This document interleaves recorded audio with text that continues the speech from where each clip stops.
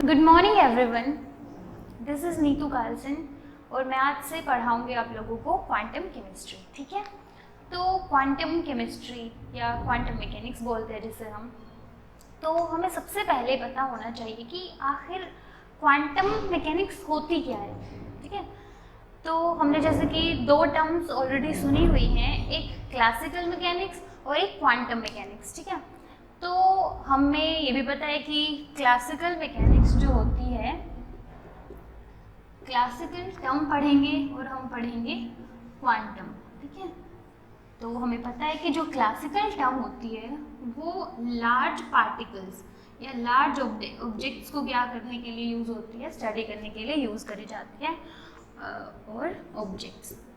ठीक है, और जो क्वांटम होती है उसको हम यूज़ करते हैं किसके लिए, माइक्रोस्कोपिक पार्टिकल्स को स्टडी करने के लिए। ठीक है, इसको हम मैक्रोस्कोपिक पार्टिकल्स भी कह सकते हैं, मैक्रोस्कोपिक पार्टिकल्स और ऑब्जेक्ट्स। ठीक है,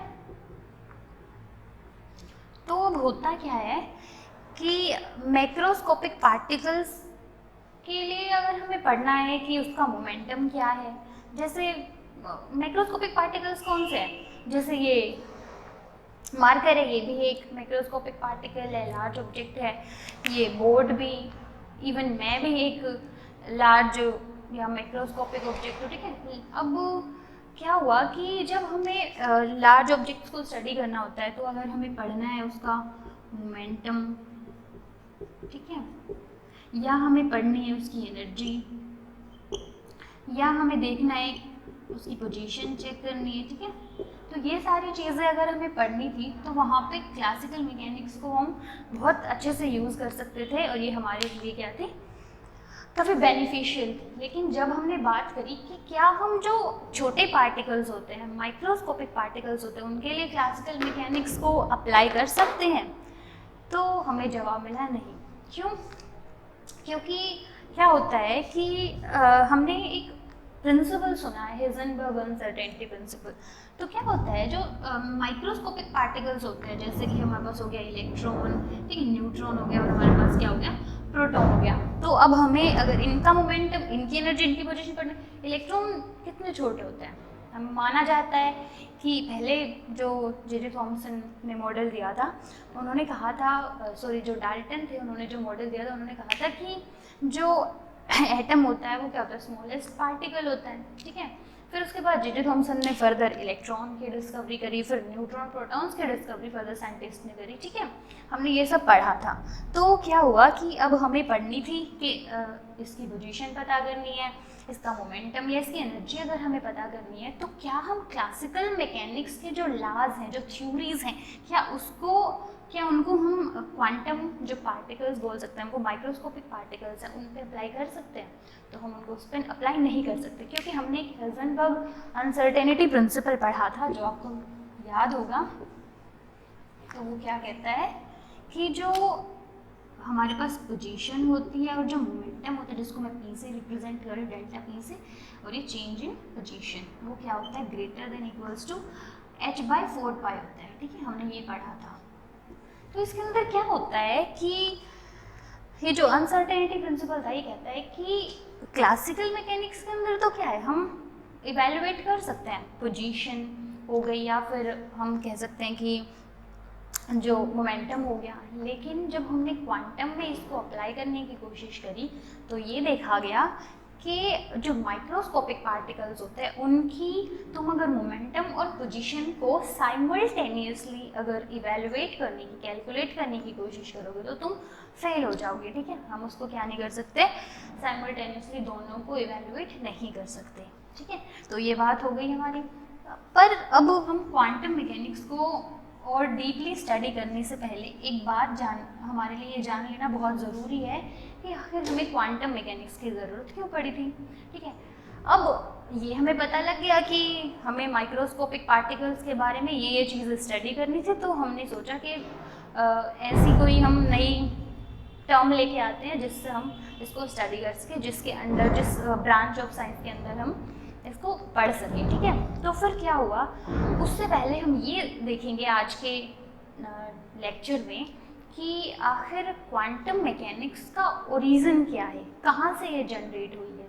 तो आप लोगों को याद होगा कि जो क्लास 11th थी हमारी, उसके अंदर क्लास 11th में हमने एक चैप्टर पढ़ा था, सेकंड चैप्टर, जिसका नाम था एटॉमिक स्ट्रक्चर। ठीक है, उसके अंदर हमने क्या किया था, बहुत सारे मॉडल्स ऑफ एटम्स पढ़े थे। आपको ये ऑब्वियसली याद होगा। ठीक है, हमने ये पढ़े थे। वैसे इनकी कोई यहाँ पर ज़रूरत इतनी खास है नहीं, लेकिन अगर मैं आपको ये एक्सप्लेन करूँगी तो आप बहुत ज़्यादा अच्छे से क्वांटम मैकेनिक्स को समझ पाएंगे। ठीक है, तो इसीलिए तो हमने क्या किया था, वहाँ पे हमने कुछ मॉडल्स पढ़े थे। ठीक है, एटम के कुछ मॉडल्स पढ़े थे, जिसमें से मैं आपको कुछ एक मॉडल्स के बारे में थोड़ा सा बहुत बेसिक आइडिया देने वाली हूँ। ठीक है, तो मॉडल्स ऑफ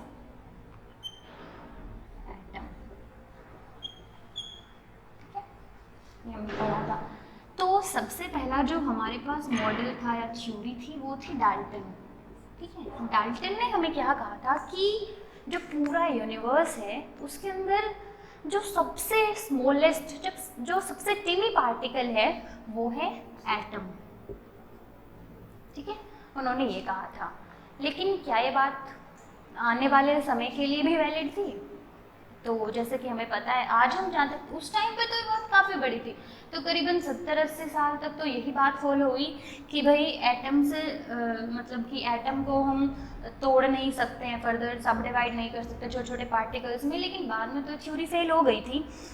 तो करीबन 70 से 80 साल तक के लिए ये थ्योरी को काफ़ी माना गया, क्योंकि उस टाइम पे बहुत बड़ी बात थी। तो फिर क्या हुआ, उसके बाद इनकी इस थ्योरी को ख़त्म करने के लिए या एक फेलियर ही है इनका ये, तो हमारे पास आए जे थॉमसन। ठीक है, तो जे थॉमसन ने क्या किया, उन्होंने डिस्कवरी की इलेक्ट्रॉन की, जैसा कि हम सब ऑलरेडी पढ़ चुके हैं, डिस्कवरी ऑफ इलेक्ट्रॉन इन्होंने करी थी जे थॉमसन ने। तो इलेक्ट्रॉन की डिस्कवरी जे थॉमसन ने करी। उन्होंने अब क्या यूज़ करा, मतलब ऐसी कौन सी टर्म थी, ऐसा कौन सा एक्सपेरिमेंट किया उन्होंने जो वो इलेक्ट्रॉन की डिस्कवरी कर पाए। तो उसका नाम हम जानते हैं, क्या था, कैथोड रे ट्यूब। ठीक है, उन्होंने इसके ज़रिए बताया कि हाँ भाई, एटम से भी छोटा कुछ पार्टिकल होता है जिसको हम ऐसे ऐसे इलेक्ट्रॉन बोल देते हैं। ठीक है, फिर क्या हुआ, इसके बारे में आप वैसे ऑलरेडी जानते हैं। कैथोड रेज के अंदर क्या होता था कि हमने एक कैथोड यूज़ करी थी, एनोड यूज़ करी थी, फिर यहाँ से जो रेज हम पास करा रहे थे, फिर हमें कुछ पार्टिकल्स मिले थे, वो चार्ज पार्टिकल्स थे जिनके ऊपर नेगेटिव चार्ज था, क्योंकि वो पॉजिटिव की ओर जा रहे थे। तो ऐसा कुछ करके हमने उनको नाम दिया कि हाँ ये क्या है, हमारे पास इलेक्ट्रॉन्स हैं। ठीक है, तो अब अगर हमें पता लग गया कि हाँ इलेक्ट्रॉन्स की डिस्कवरी हो चुकी है, तो ऑब्वियसली हमें पता होगा कि भाई देखो, कोई भी ऑब्जेक्ट ऐसा नहीं है, चाहे वो माइक्रोस्कोपिक हो या मैक्रोस्कोपिक हो, ऐसा तो कोई भी ऑब्जेक्ट नहीं है कि जिसका कोई मास नहीं होता है। ठीक है, तो फिर क्या हुआ, इन्होंने स्टडी करा मास ऑफ इलेक्ट्रॉन के, हाँ भाई इसका कुछ ना कुछ मास भी होता होगा। तो हमने तीसरा मॉडल पढ़ा था, Millikan, I think Millikan oil drop experiment. मैं इसमें थोड़ा, मुझे ध्यान नहीं आ रहा, मिलिकन था। आप प्लीज़ एक बार क्रॉस चेक कर लीजिएगा, वरना मैं कल के लेक्चर में आपको ये क्लियर बता दूंगी। ठीक है, तो मिलिकन ऑयल ड्रॉप एक्सपेरिमेंट के अंदर क्या था, इन्होंने क्या करा, ये बताया कि आखिर मास जो ऑफ इलेक्ट्रॉन है वो कितना होता है, वो सब उन्होंने इवेलुएट किया। फिर अगर हमें मास ऑफ इलेक्ट्रॉन और ये सब पता लग गया है, तो फिर बाद में वो E/m वाला रेशियो वगैरह जे थॉमसन ने फर्दर स्टडी किया था, तो हमारे पास काफ़ी और ज़्यादा डिटेल्स उसके लिए हमें मिल गई थी। तो फिर अब इसके बाद हमने क्या पढ़ा, ये हमारे पास हो गया। फिर हमारे पास एक आया था रदरफोर्ड मॉडल। ठीक है, इससे पहले वैसे मैं आपको एक बार ये जे थॉमसन के एटॉमिक मॉडल के बारे में बताना चाहूँगी। तो जे थॉमसन ने क्या कहा था, मतलब देखो, रिसर्च ऐसा तो नहीं था, इन्होंने बता दिया कि हाँ भाई इलेक्ट्रॉन होता है, तो इलेक्ट्रॉन के बस इलेक्ट्रॉन की डिस्कवरी हो गई और वो कहानी वहीं पे ख़त्म हो गई। ये आगे कई सालों तक उस पर स्टडी करते रहे। तो इन्होंने थोड़े टाइम के बाद पता करा कि आखिर एटम जो होता है उसकी स्ट्रक्चर कैसी होती है। तो जैसे हमारे पास वाटरमेलन होता है, इन्होंने कंपेयर करा कि इसकी जो एटम की जो स्ट्रक्चर होते हैं वो कैसे होते हैं, वाटरमेलन टाइप होते हैं। जैसे कि हमारे पास जो तरबूज होता है उसके अंदर क्या होता है, यहाँ पे पूरा मतलब रेड पोर्शन होता है पूरा, ठीक है, और फिर उसके अंदर छोटे छोटे छोटे छोटे क्या होते हैं, बीज होते हैं उसके। तो उसने कहा कि जो ये पूरा रेड पोर्शन है ना, ये तो सारा है पॉजिटिव चार्ज, ठीक है। और ये पॉजिटिव चार्ज कुछ ऐसा नहीं है कि जैसे मैंने इस पर डॉट बना दी कि हाँ भाई ये पॉजिटिव, ये कुछ ऐसा नहीं है, ये एकदम पूरा भरा हुआ है इससे, ठीक है, पूरा का पूरा जो है ये इससे बना हुआ है, ठीक है, जैसे सफ़ेयर होता है एक, ठीक है। तो क्या हुआ कि फिर इसके अंदर उन्होंने कहा कि कुछ इलेक्ट्रॉन्स हैं और इसके अंदर एम्बेडेड है, ठीक है, धसे हुए हैं। तो इन्होंने ये कहा कि ये वाटरमेलन के जैसा होता है, तो इन्होंने ये चीज़ एक्सप्लेन करी। तो फिर उसके बाद अब ये तो था नहीं कि भाई हाँ यहीं पे बात रुक जाएगी। उस टाइम पे क्या था कि ये वाले जो एक्सपेरिमेंट्स थे ना वो मतलब अल्टीमेट लेवल पे चल रहे थे, बहुत ज़्यादा इनके बारे में लोग बहुत ज़्यादा इंटरेस्टेड थे कि हमें ये मतलब छोटे छोटे पार्टिकल्स के बारे में पढ़ना, और ये काफ़ी उस टाइम पे प्रचलन में था, ठीक है। तो क्या हुआ कि जब इन्होंने ये मॉडल दिया, एटॉमिक मॉडल दिया, तो उस टाइम पे आए रदरफोर्ड। तो रदरफोर्ड ने क्या करा, उन्होंने करा एक एक्सपेरिमेंट परफॉर्म, ठीक है, और जिसका नाम था अल्फा स्कैटरिंग एक्सपेरिमेंट, ठीक है। तो हमें पता है कि अल्फा क्या होता है, एक पॉजिटिवली चार्ज स्पीसीज होती है जिसके ऊपर कितना चार्ज होता है, पॉजिटिव +2 चार्ज होता है, ठीक है। और मेनली तो हम मतलब बोलते हैं कि इसको हम ये भी बोलते हैं कि हीलियम न्यूक्लियाई होता है ये, ठीक है, न्यूक्लियस होता है। तो He2 पॉजिटिव, मतलब इसके ऊपर कितने तुम ऑब्वियसली अगर तुम हीलियम से 2 इलेक्ट्रॉन निकाल दोगे तो उसके पास सिर्फ 2 प्रोटॉन बचेंगे, ठीक है। तो वो फिर अल्फा स्कैटरिंग मतलब इसको ऐसे यूज़ करा गया। तो क्या था अल्फा स्कैटरिंग के अंदर, इन्होंने यहाँ पे एक लिया radio active element. Radio active element क्या होता है कि यहाँ उससे रेडिएशंस निकल रही हैं, ठीक है। तो रेडियो एक्टिव एलिमेंट लिया, तो इन्होंने यहाँ पे एक क्या करा, एक गोल्ड फॉइल यूज़ की, ठीक है, गोल्ड फॉइल यूज़ की बहुत ज़्यादा पतली, ठीक है। तो फिर इसने क्या करा, यहाँ पे एक यू शेप की ऐसे कुछ करके एक फिल्म लगा दी, आप कह दो, ठीक है। तो ऐसे इन्होंने करा ये। तो इन्होंने क्या करा, जब ये रेडियो एक्टिव है ऑब्वियसली तो इसमें से क्या निकलेंगे, रेडिएशंस निकलेंगी। तो इन्होंने ये ऑब्जर्व करा कि जब हम इसमें से रेडिएशंस निकल रही हैं तो बहुत सारी 99.9% तो जो है वो क्या है, अनडिफ्लेक्टेड है, यानी कि डायरेक्ट इसमें से पास हो गई है, ठीक है, ऐसे। लेकिन कुछ एक ऐसी भी थी जो क्या हो गई, डिफ्लेक्ट हो गई इधर उधर, बहुत कम, बहुत ज़्यादा कम, some of the radiations will deflect, ठीक है।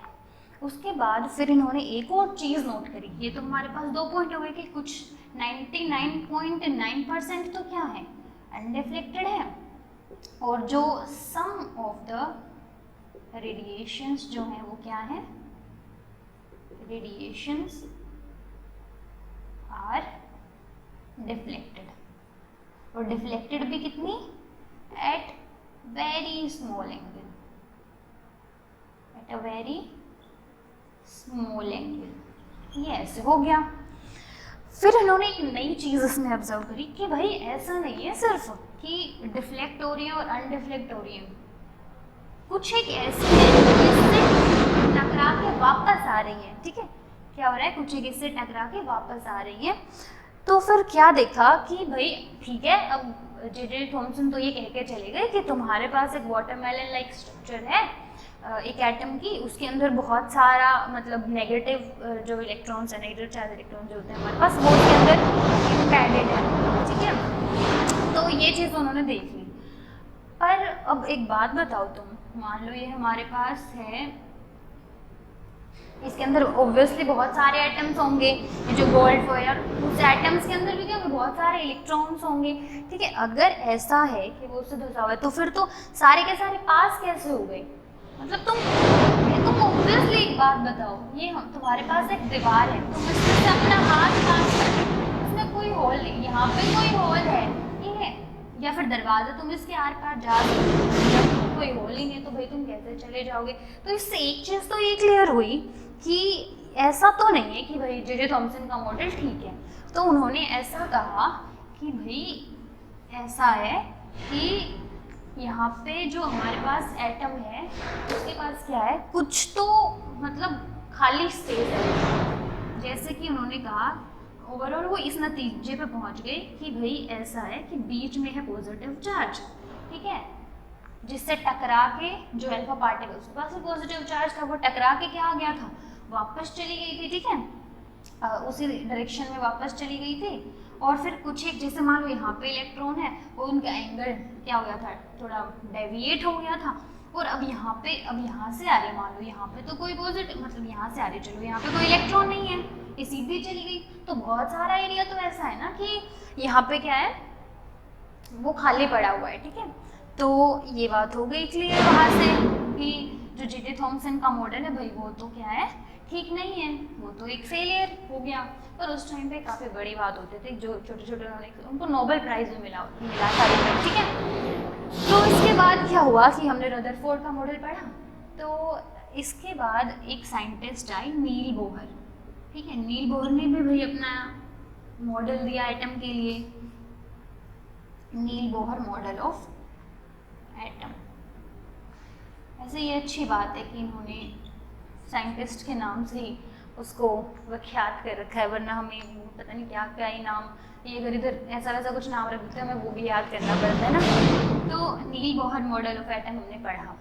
तो नील बोहर ने क्या कहा कि उन्होंने कुछ एंगुलर मोमेंटम, अब देखो जब भी कोई एक मॉडल आता है ना नया, तो वो पुराने वाले को की कोई कमियां बता रहा होता है या उसमें थोड़ा मॉडिफिकेशन कर रहा होता है। तो ऑब्वियसली नील बोहर ने कुछ ना कुछ तो रदरफोर्ड की कमियां निकाली होंगी, जो कि या फिर मॉडिफाई कह सकते हैं हम इन पॉजिटिव वे, कि भाई उन्होंने कुछ मॉडिफाई करा है उसमें जो भी कमियां रह गई थी, ठीक है। तो उन्होंने कहा कि भाई ठीक है तुम कह रहे हो कि ये ऐसे इलेक्ट्रॉन्स है यहाँ पे, ठीक है, मान लेते हैं ऐसे इलेक्ट्रॉन्स है हमारे पास।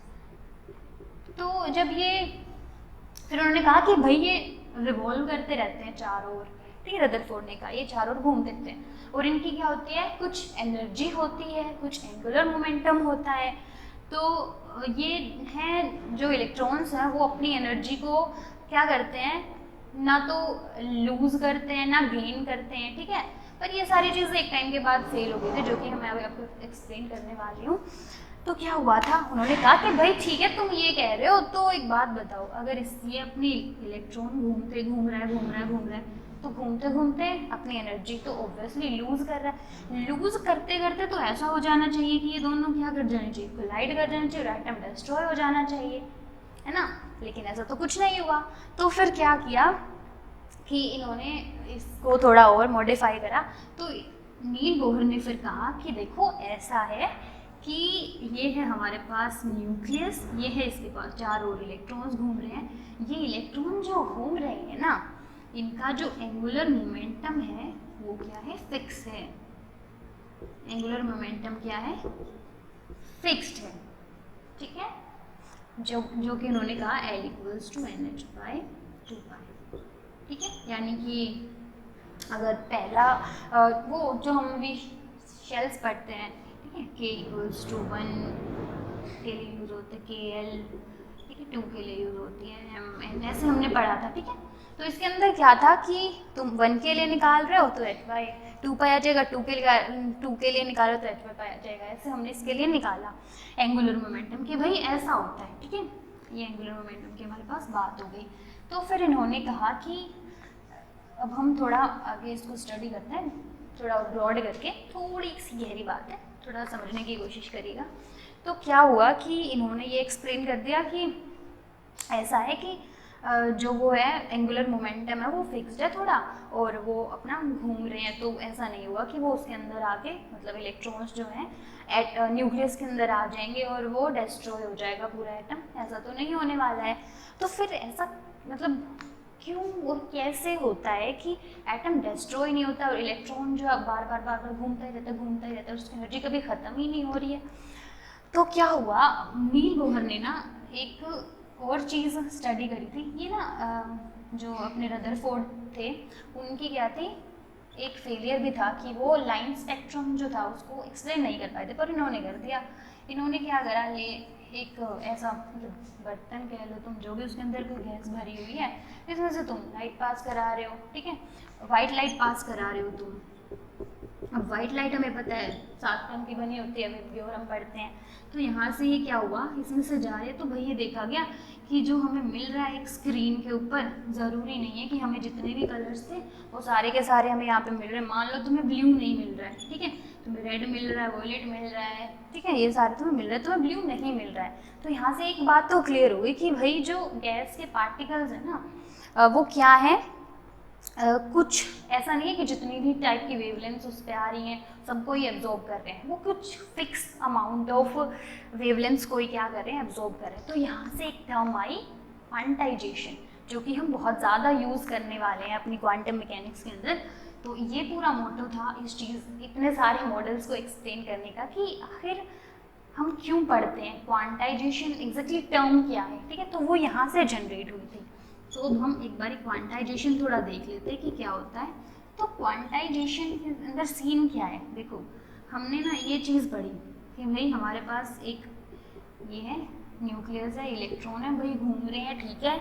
अब हमने ना एक तुम्हें एक बात बताती हूँ, जैसे क्या होता है कि हमने फॉर्मूला पढ़ा है एक टोटल एनर्जी के लिए -13.6, ठीक है, इंटू Z²/n² इलेक्ट्रॉन वोल्ट, है ना।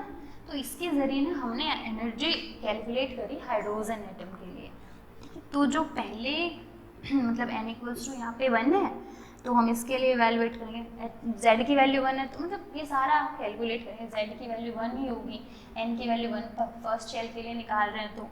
तो ये हमने कैलकुलेट करी, तो हमारे पास यहाँ पे ये आई थी -13.4 कुछ आई थी यहाँ पे, उसके बाद आई थी -3.4, ये वाली आई थी -1.5 समथिंग, और जो नेक्स्ट वाली थी -0.85 इलेक्ट्रॉन वोल्ट। ऐसे कुछ एनर्जीज आई थी। मेरा ये बताने का मोटिव मैं आपको बताती हूँ क्या हुआ था। ये एनर्जीज हमारे पास आ गई, तो क्या हुआ कि ये कहा गया कि जो इलेक्ट्रॉन है ना तो वो एनर्जी को लूज कर रहा है, ना वो क्या कर रहा है, गेन कर रहा है। लेकिन ऐसा नहीं है, ये चीज़ भी एक फेलियर है।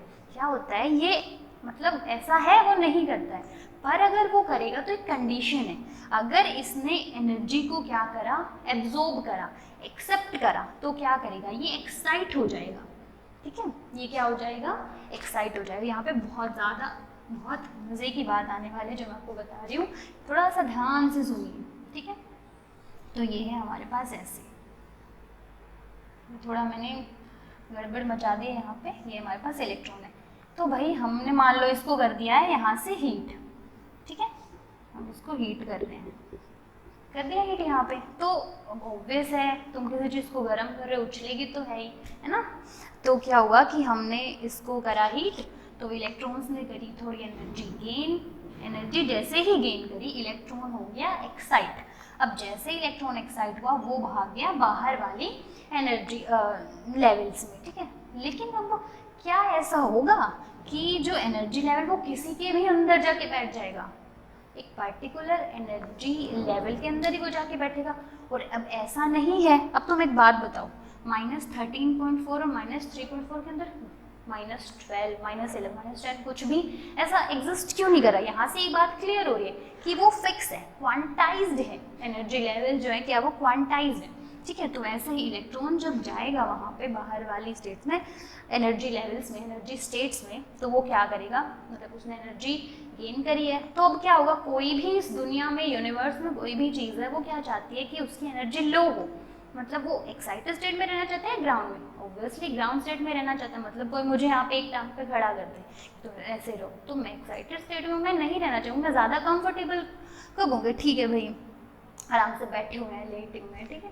तो ऐसा है, तो ये क्या करेगा, वापस से यहाँ पे आ जाएगा। अब सीन क्या बनता है, इसने कितनी एनर्जी रिलीज करी है, और वो एनर्जी रिलीज करने के बाद यहाँ पे ऐसा कौन सा एनर्जी लेवल है जो इसको क्या करे, अपने अंदर ले सके, ठीक है। मतलब कि जैसे अगर इसने कुछ एनर्जी है वो गेन करी है और कुछ इसने फिर बाद में रिलीज़ कर दी, क्योंकि भाई ये तो चाहेगा कि मैं तो वापस जा रहा हूँ ग्राउंड स्टेट में, मेरे को स्टेबल होना है। तो स्टेबल होने के लिए अब मान लो इसके पास बच गई -3.4 इलेक्ट्रॉन वोल्ट एनर्जी, तो ये कहाँ जाएगा? इसमें जाएगा कि एल में जाएगा ना, एल शेल में। या फिर इसके पास मान लो बच गई -1.5 इलेक्ट्रॉन वोल्ट, तो कहाँ पे आएगा? एम में आएगा। ठीक है, तो ऐसा हमने पढ़ा कि हाँ भाई ऐसा कुछ होता है। तो ये हमारे पास ओवरऑल क्या था, क्वांटाइजेशन ऑफ एनर्जी का एक छोटा सा मैंने जस्ट बेसिक बताया है। अगर आप बहुत ज़्यादा इसको डीप में पढ़ना चाहते हैं तो एक बारी आप अपने 11th-12th को रिवाइज कर सकते हैं, खासकर 11th के चैप्टर नंबर 2 की एटॉमिक स्ट्रक्चर को। ठीक है, वहाँ से आपको ये क्लियर हो जाएगा।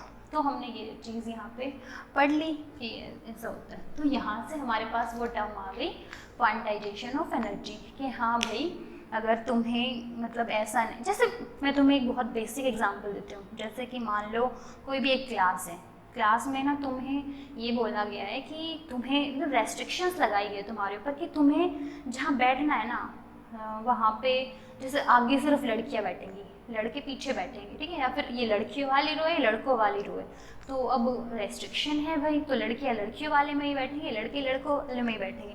या फिर मैं कह दूँ कि जिनके मार्क्स सबसे कम है वो सबसे आगे बैठेंगे ताकि वो ज़्यादा फोकस्ड रहे। अगर मैं ऐसा बोलूँ कि ठीक है तो 70% वाले मान लो सबसे आगे बैठे हुए हैं, ठीक है, फिर उसके बाद ऐसे बैठे हुए हैं, तो ऐसा तो नहीं होगा। अब जैसे मैं कह दूँ कि सिर्फ 70% वाले अगले वाले बेंच पे बैठेंगे और पीछे वाले पे 80% वाले बैठेंगे, तो मान लो जिसके 75 वो कहाँ बैठे, वो खड़े रहेंगे। तो ऐसी ही कहानी इसमें है कि जिसके पास -13.4 थी वो के वाली शेल में आ जाएगा, जिसके पास -3.4 थी वो एल वाली में आ जाएगा, और जिसके पास -1.5 थी वो आ जाएगा एम वाली में। बाकी सारी जो है कोई भी एनर्जी वो वापस वहाँ पे नहीं आ सकेगा। ठीक है, उसको कुछ ना कुछ ऐसा करना पड़ेगा कि भाई उसकी एनर्जी मैच हो जाए किससे, जो उसकी एक पर्टिकुलर शेल होती है उससे वो मैच हो जाए। ठीक है, तो ये कहानी पूरी थी हमारी क्वांटाइजेशन की। तो इसी से फिर ये हमारी क्या आ गई, ये क्वांटम वाली टर्म आ गई। अब क्वांटम वाली टर्म अब सिंपल है भाई, क्लासिकल जो हम पढ़ रहे थे वो उसको एक्सप्लेन नहीं कर पा रही थी, माइक्रोस्कोपिक पार्टिकल्स के लिए ये सारी चीज़ें। तो इस वजह से फिर क्या हुआ, हमने क्वांटम मैकेनिक्स पढ़नी स्टार्ट करी कि हाँ भाई क्वांटम शायद इसको एक्सप्लेन कर दे। ठीक है, तो ये सारी कहानी थी आज। क्वांटम मैकेनिक्स का बेसिक हमने पढ़ा है, थोड़ा बहुत हमने मॉडल्स ऑफ एटम्स के बारे में जाना है, और फिर हमने लास्ट में स्टडी करा कि हाँ भाई कैसे क्वांटम मैकेनिक्स जो है वो रिलेट करते हैं, मतलब कैसे उसका ओरिजिन था, क्या उसका ओरिजिन था, कहाँ से वो ओरिजिनेट हुई थी। तो ये था आज के लिए क्वांटम मैकेनिक्स। तो नेक्स्ट लेक्चर में हम डिस्कस करेंगे फर्दर टॉपिक्स, जो जैसे कि क्लासिकल मैकेनिक्स का फेलियर क्या था, ब्लैक बॉडी रेडिएशंस हो गई, हीट कैपेसिटी ऑफ सॉलिड्स हो गई, और फोटो इलेक्ट्रिक इफेक्ट वगैरह, ये सारी चीज़ें हम आगे पढ़ते रहेंगे। तो बनी रहिए हमारे साथ। Thank you.